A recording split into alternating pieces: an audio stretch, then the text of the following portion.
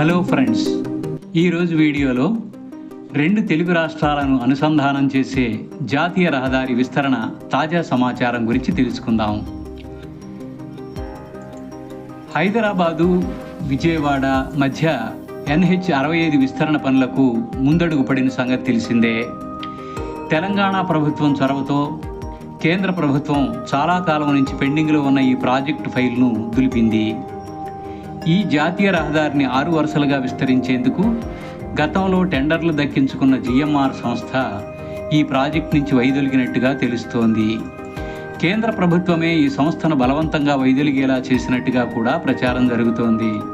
కారణాలు ఏమిటన్నది తెలియరానప్పటికీ ఈ ప్రాజెక్టును చేపట్టే విషయంలో మొదటి నుంచి GMR వైఖరి అంతు చిక్కకుండా ఉంది. విజయవాడ హైదరాబాదులను అనుసంధానం చేసే ఇంత ముఖ్యమైన